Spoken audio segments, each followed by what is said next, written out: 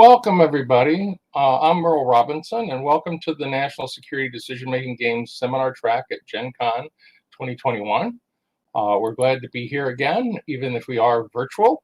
And this is our presentation talking about the United Nations 75th birthday, which actually occurred last year. So we started building that presentation then, and when we wound up missing the convention physically, we got to do it this year. So I'm going to go right into the presentation. And you're allowed to ask questions both online on Facebook and YouTube, and I'll answer those questions as I can. If I don't get to cover them during the presentation period, I'll cover them with questions at the end. So as I said, this is about the United Nations 75th birthday, and it's basically to give you a sense of them. NSDM, if you are not familiar with this, is a not-for-profit educational group that's trying to understand how the world works. We're devoted to sharing the things we learned along the way. And a lot of us, like myself, have military, government, or academic experience, a number of people in business, and we're all volunteers. Basically, what we do is look at things that are public information, just like you would, and try to share the things we think we learned. So any errors or mistakes are ours, not somebody else's. This is our mission statement. We're here to try to educate the public, and we also sometimes use fiction and science fiction as ways to illustrate some of those issues. And there are a number of things that we normally do. We normally run games anywhere from 2 hours to 8 and 10 hours. We actually have a game later this evening, which is an Iranian country cell. We did Israel last night, and we'll do our Cuban Missile Crisis game on Saturday for anybody that's interested in joining us at Gen Con here this year. So where do you find us? Well, normally you'll find us at the big 3 hobby conventions. You also find us at a number of academic venues and different conventions around the country. Basically, as people are willing to sort of support or subsidize our travel, we'll come out and see you. Oh, sorry, let me get that back. That is my mistake. There we go. Let's go back to presentation mode. Why is that doing what it's doing? All right, so we can get forward here. All right, we have a Facebook page and a YouTube page, so please feel free to visit us at those. So this is the front page or parts of the United Nations page with their mission statement and the kinds of things that they do.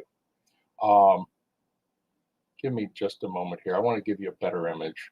For some reason, it is not giving me presentation mode, so let's go back a step. There we go, presentation mode. Much better. Okay, so now you've got better visibility on things. Basically, the United Nations was formed after the end of the Second World War as an attempt to try to make a better world by allowing nations to have a place to talk. One of the key things the United Nations does is it provides a common location for countries that really don't have the money to have embassies in each and every country in the world. It allows them to essentially have an opportunity to talk with other nations in one place with staff and facilities and meeting rooms and all those wonderful things so that there is a dialogue. And most of what the United Nations does is by mutual consent. We'll talk more about that in a little bit.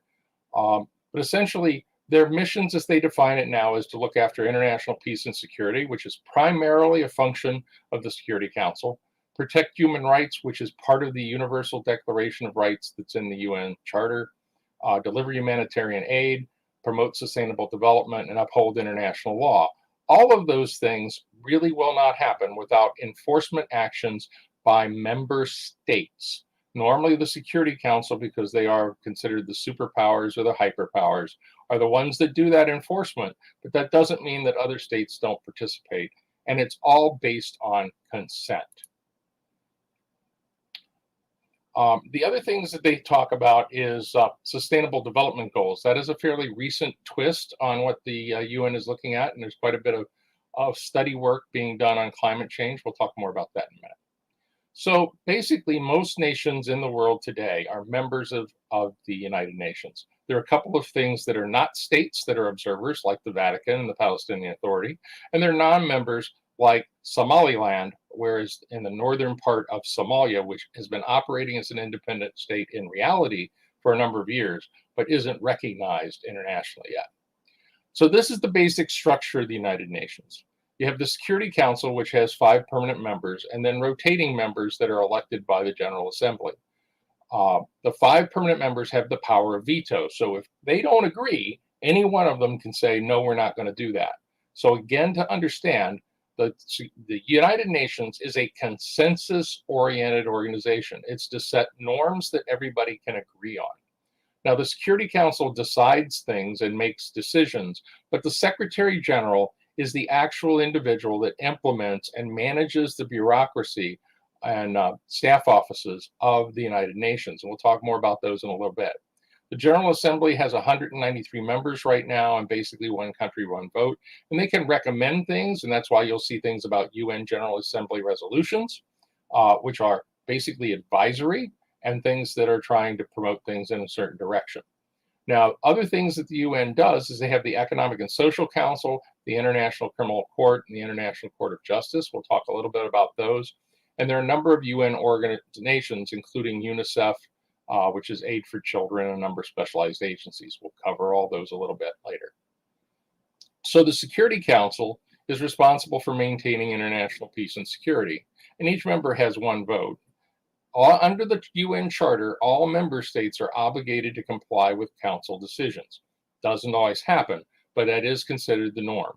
The Security Council can also impose sanctions or use force, which is what they did for Iran in the issue of looking for weapons of mass destruction, and what they've done with Iran more recently.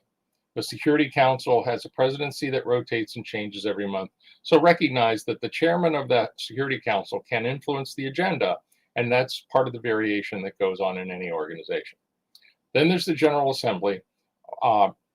Most important questions and decisions require 2/3 vote, and most questions require other questions require a simple majority. There's a president that sets the agenda that has 1-year terms. One of the other things we'll talk about is how the vast majority of UN General Assembly resolutions have basically unanimous consensus, and that's kind of an interesting thing to be aware of. So then there's the General Assembly. The General Assembly, furthermore, is basically considers and approves the UN budget for the staff. We'll talk a little bit about the staff in a bit. There's about, depending on your counts, somewhere around 60,000 UN staffers worldwide. They elect the non-permanent members of the Security Council. They consider and make recommendations on general principles for cooperation, discuss any question, discuss it relating to international peace and security. And that basically means not only do they talk about things on the floor that they want to be photo events for the news, they also have discussions in the side chambers and what we would call sub rosa, where they get to talk without being quoted. So this is a chance and an opportunity for countries to collaborate and cooperate on issues of common interest. They also can make recommendations on any questions within the scope of the Charter, which they've really done, particularly in the Israeli-Palestinian dispute. They initiate studies and recommendations to promote international cooperation. One of the big things that goes on with the General Assembly and that the General Secretary does is manage and organize the staff to do these kinds of staff studies and provide information. So it is an information gathering approach, which is not dissimilar from what the United States does with lobbyists and the US Congress, because they will say, we need information on a particular subject, and a group will go out and do research and bring it in. So that has some variability, but in this case, it's UN staffers that are doing most of that work and affiliated NGOs, which we'll talk about again in a little bit. They also make recommendations for peaceful settlement of situations that might create problems, which are almost never followed, but that's another issue. Basically, one of the things that you see in the way the UN actually works is it's a club within a club. You have a number of groups that tend to vote together, such as developing nations, which were originally called the Group of 77, and now have something over 130 members. Those are basically the countries that don't have a lot of money, and as we know, are not industrialized or Western. Common voting blocs are people that are in NATO, people that are in EU, and so on, US allies for different issues. But the thing that's amazing is that about 70% of UN General Assembly votes end in consensus. That is remarkable. And what that basically means is it handles all those things that are bureaucratic and necessary, like international trade standards for containers, things like that, where everybody can come to some form of agreement and their different points of view can be discussed. So there's also an Economic and Social Council. Now, the Economic and Social Council is kind of interesting in that only 54 members of the General Assembly rotate on the council itself, and those positions are organized and assigned based on region. So there's an election between African states, Pan-Pacific states, and so on. And one of the key issues with that is which group you're in affects how your voting works. Some of the members of this Economic and Social Council tend to be assigned to be heads of subunits like the International Monetary Fund and the World Bank, both of which are UN functions. They hold a 4-week session annually, but the thing that's really critical is there's 16,000 non-governmental agencies like the Red Cross, the Red Crescent, various climate change organizations, all across the spectrum of political and social issues that have affiliated themselves with the UN and provide information. Then there's the International Court of Justice. That's located in The Hague. It's often called the World Court, and it's the successor to the League of Nations Court. It has 15 judges elected for 9-year terms, and it's handled roughly 179 cases up through March of 2021. It basically handles things that are contentious by arbitration. So people have to come to the court and say, we are willing to abide by your answer. It also has an incidental capacity to recommend stays. So if like country A attacks across the border of country B, you can say you shouldn't do that. But of course, it doesn't get enforced unless the Security Council members organize an action. And it can provide advisory issues. The big criticisms of this court are parties have to agree to submit. There's no cases for organizations or opportunity for private enterprise or individuals to sue in this court. And there are other courts that are separate. The other thing that's really interesting is there's no separation of powers because the Security Council can veto any decision of the International Court of Justice. Again, you must understand the UN is a consensus building organization. And because most of its actions are implemented based on voluntary participation of the members, despite some conspiracy theorists, it is not going to be a world government. The Secretary General and the Secretariat, this is the Chief Administrative Officer, oversees the Secretariat, and they set agendas for most of the subunits. Secretary Generals vary a lot, and it depends on their own capabilities and talents. They not only set the agenda, but if they're a good administrator, lots of good things happen. If they're a bad administrator, some are more interested in trying to negotiating peaceful settlements. Some are more interested in seeing there's good administration within the UN staff. And of course, people lobby for that and run for that office several years in advance of actually being elected. So there's quite a bit of politicking that goes on for people to be selected as a form of consensus, or at least close to that as well. Then there's the Trustee Council. The Trustee Council has been inactive for a number of years. It was designed to handle the trust territories that were left over from the League of Nations after the First World War and any new trust territories that were being organized and giving the governments time to form after the Second World War. Now, this is a great picture, even though it has a lot of detail. This shows all of the offices of the United Nations. And as you know, some people talk that the United Nations will become a world government. It's basically a regulatory regime where people consent to be governed. And even though you see lots of these offices, many of them only have a handful of people in them. So this is the United Nations system and how it's structured. And I'm sorry this is an eye chart, but at least it's an opportunity to see the general look of this. You've got the General Assembly, which has the subsidiary bodies, some of which we've talked about, some of which we have not addressed directly, like the Human Rights Council, that have specific areas that they examine and advise on. There are all kinds of UN programs like the United Nations Children Fund, one of my favorites because it's been relatively successful. There's the United Nations Volunteer Organization. There's the International Trade Center that promotes things like the WTO, the World Food Program, and so on, and there are groups that handle and support vaccination and other stuff. Then there's the Security Council, which has some subcommittees on specific topics, which are a chance for nations to talk about those things. And they will also be directing studies from the Secretariat. There's the Economic and Social Council, which deals with functional commissions, regional commissions, and other bodies, and then specialized agencies like the International Labor Organization for labor standards, World Health Organization, which we've heard a lot about in the news because they work with people to try to see that they get vaccines, as we've had during the period of COVID. and the World Bank Group, which is a whole series of things. And we'll talk more about the World Bank Group in a little bit, because it's primarily designed to invest and help promote development in the third and fourth world. And then the international courts.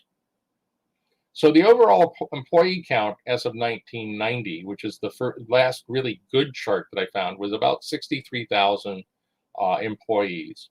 And you can see here, even though it's in the fine print, how they're structured.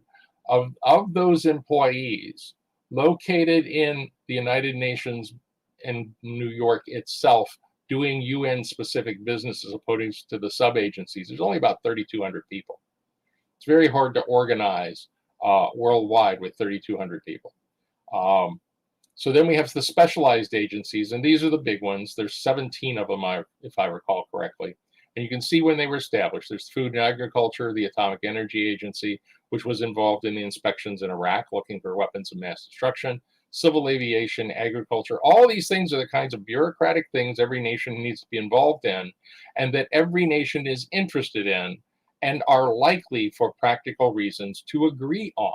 The most controversial stuff often is finance, like the World Bank, and we'll move on from there. So the financial organization, the World Bank, has 5 basic large organizations. There's the International Bank for Reconstruction and Development, the International Development Association, International Finance Corporation, Multilateral Investment Guarantees, and International Center for Settlement of Investment Disputes. What this basically amounts to is, this is how people play nice financially. Reconstruction and development is like, after the war in Kosovo, they would help finance and support reconstruction efforts. The Development Association might go to some country in the third world, particularly Africa or Latin America, and offer specific loans for certain kinds of development, like sewer or electrical. The Finance Corporation is sort of the organization that manages the loans, more or less. The Investment Guarantee Agency says, you've got a country that doesn't have good credit, but they really need this, so we'll guarantee it out of our general fund, because there is a contribution to the World Bank by member nations so that there's enough money to finance these different things. And of course, as always, there's a limit to it, just as there is in anything that we do. The Center for Settlement of Investment Disputes is where people can talk about where there's been a problem or money laundering issues or things like that. So as you see, these are all run as a co-op, and the traditional executive of the World Bank is a U.S. person, because who's the largest donor to the UN? It's the United States. Who's had the most financial experience? It's either the United States or the UK, for example. So the United States normally has the executive officer for all of this group. The other thing that you can see is the World Trade Organization membership is not quite the same as UN membership, although it's close. You have members, and you have observers, and you have non-participating states. North Korea is the non-participating state in the map. Important UN functions. There's about 72 UN agencies. And again, I cannot stress enough, with that many agencies and 64,000 employees, there's only a handful in a lot of these. But here are some of the notable ones. The International Atomic Energy Agency, International Civil Aviation. One of my favorites, the Office for Outer Space Affairs, which tracks where things are in orbit so that people do not launch things into the same orbit and we have a bunch of things falling from orbit in places we don't want. And of course, most notable is, I like to point out, UN Children's Fund, which has been around for a long time and been very successful. There's also the meteorological organizations, and there's World Food Programs and so on. But these are the highlights. Current peacekeeping operations. And we're going to talk about peacekeeping in a little bit. Traditionally, there have been 121 nations that have contributed to UN peacekeeping. The #1 nation that has provided peacekeepers is Bangladesh. And you say, why Bangladesh? That seems like an odd choice. It's because they pay their soldiers so much that it's a profit center for the government. So that's one way they subsidize their army and their government, is they loan out their troops because they don't get paid very much. That also creates some difficulties, and we'll talk about some of that, because the cultural, ethical, and training standards of troops from some of these countries do not match what we think of in the Western world. So Bangladesh, Ethiopia, Rwanda, Nepal, India, and Pakistan are the very top items. And you'll see as we move down the list, there's only a couple that have what we would consider Western standards. Now, currently, there are UN peacekeepers in Western Sahara, Central Africa, Mali, the Congo, Golan, Cyprus, Lebanon, and a variety of other places.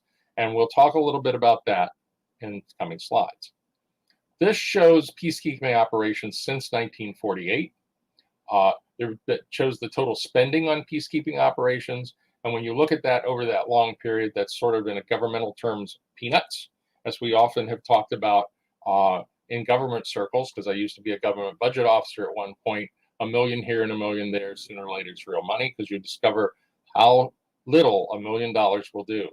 Because you think about what people's salaries are, what infrastructure costs, it's very limiting. So this just sort of gives you a sense of how that's done. Now, UN peacekeeping has had a whole series of concerns come up over the years because it's never been wholly satisfactory for anybody. It, however, is the only way to get some parties to agree to having someone intercede to sort of separate them.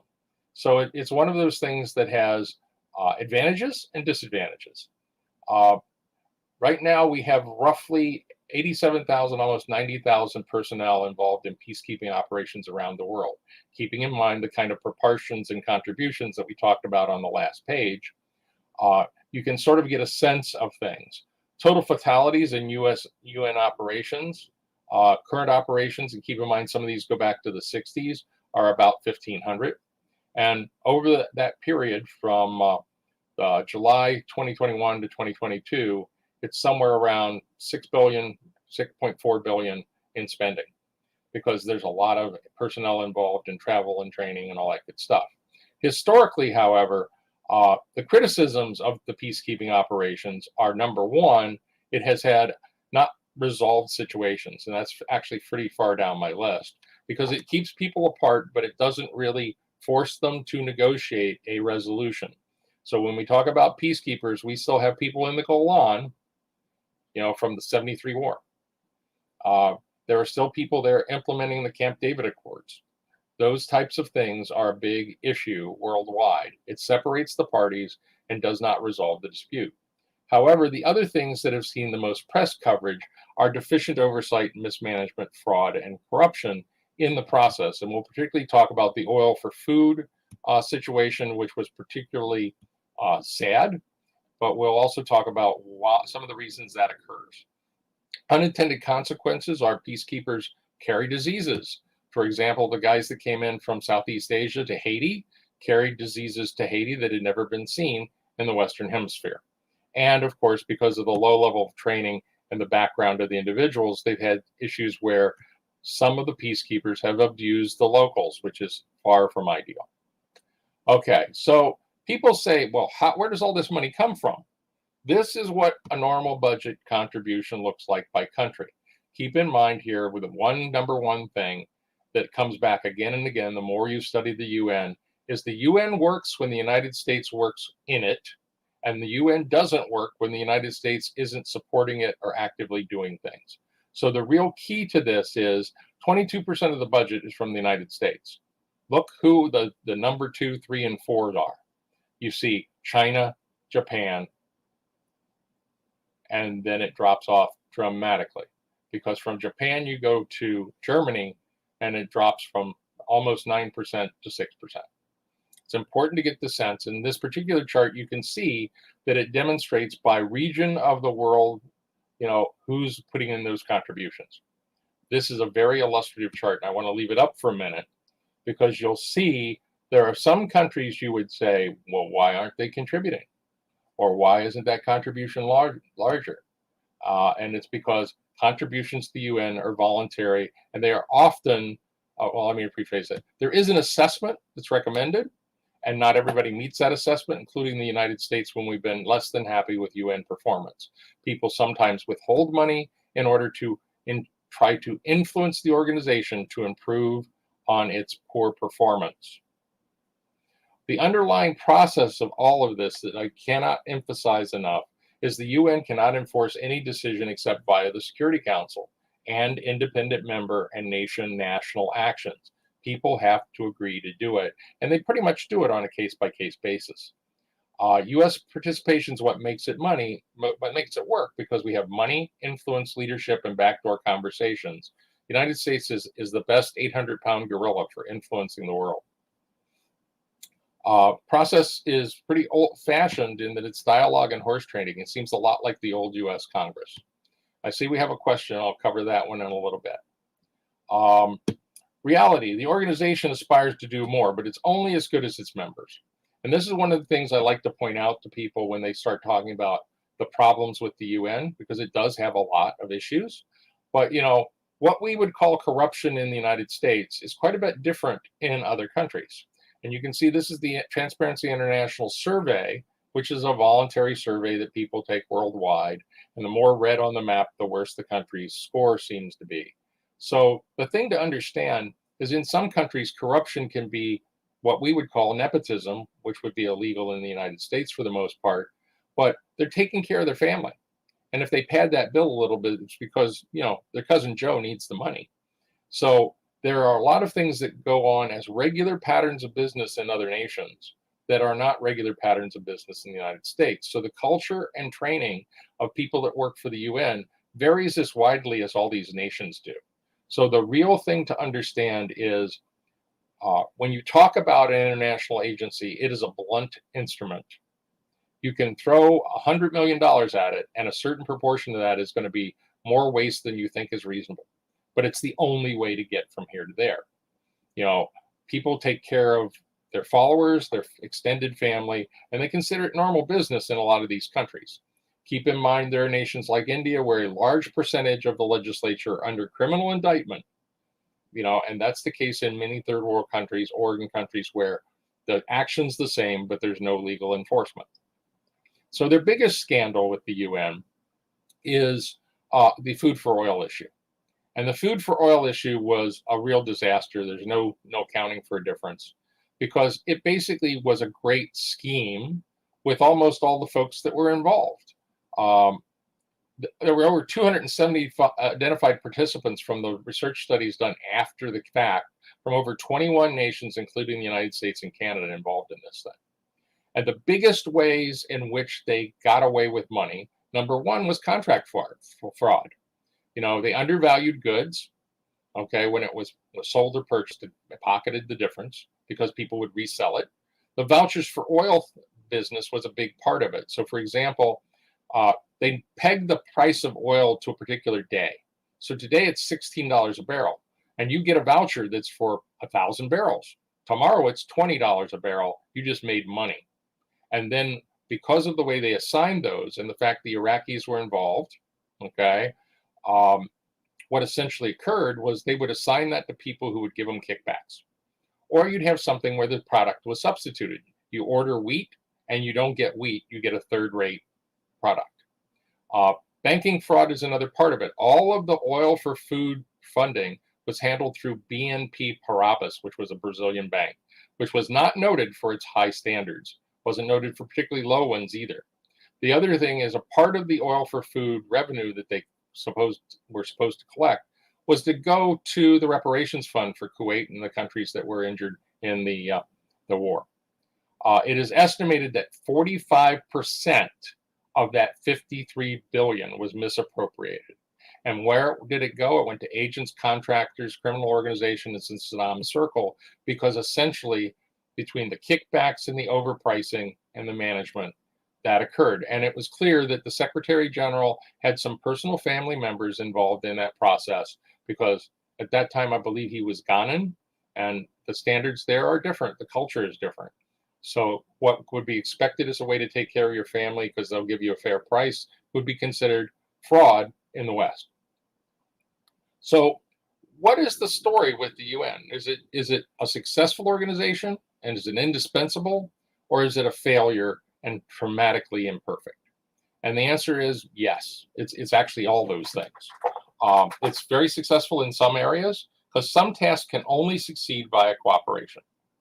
It provides an established forum that helps move progress forward on a variety of issues and provides a discussion place for countries that can only afford to send one member to another nation.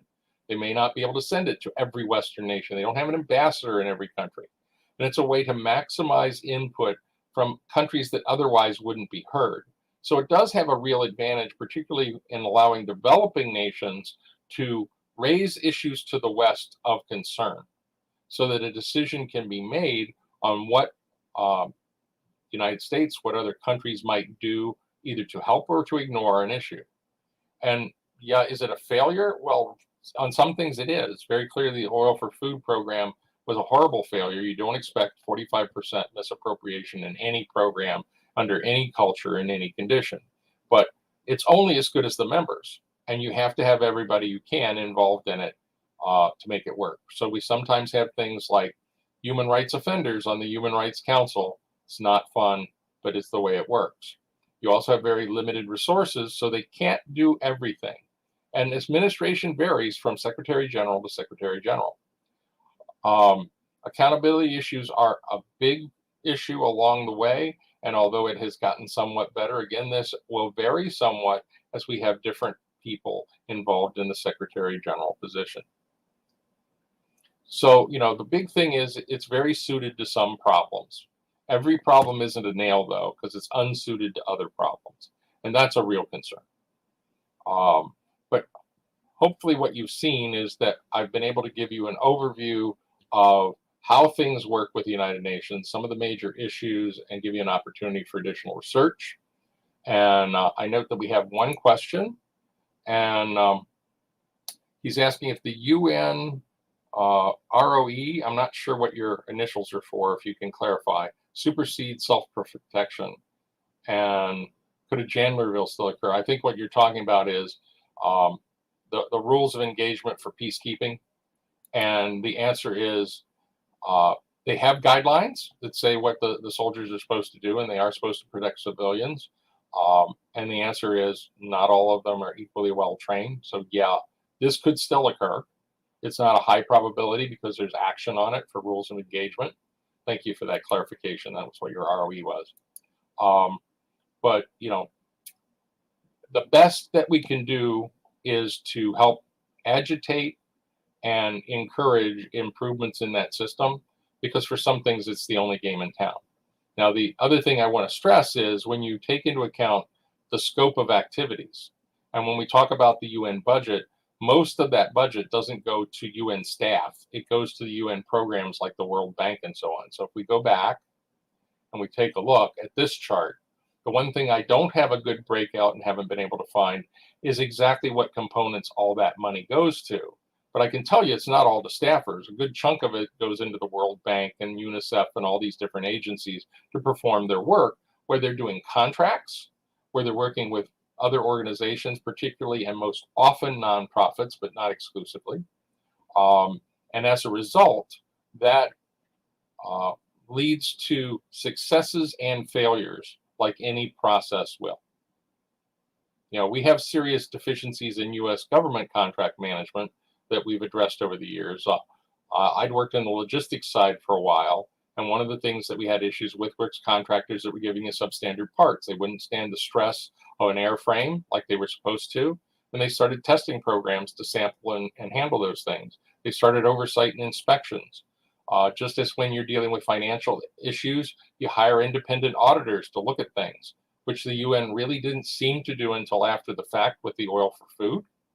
So that's one of the things that you can establish as guidelines in staff offices that are stovepiped. Sometimes stovepipes are good, despite the fact we talk about often they're not, so that they're isolated from the rest of the organization and will give you an independent opinion. So that's one other issue in terms of point of view.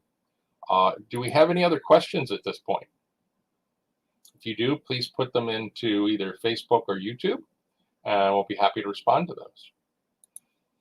Also, I'd like to point out that you should try to visit our games and seminars here at Gen Con. We'll also be appearing at Origins in just a couple of weeks. There we'll be able to appear live is the current plan. And we still have spaces available in all our Gen Con events because we can handle a fairly large number of folks, so we would welcome you there. I'm watching for more questions, and I don't really see any more questions. So we'll come back here and end on that. And I will thank you all for coming. I really appreciate your attention. Hope it's been useful to you. Thank you so much. And we'll sign off then. Thank you. Bye. Oh, I see one more comment. Take a chance. Would the International Court of Justice oversee trials of perfidy? And the answer is probably it could, but it's not likely, because generally speaking, that would be under the arbitration aspect of the program. So you would have to have both parties agree to adjudication by the court.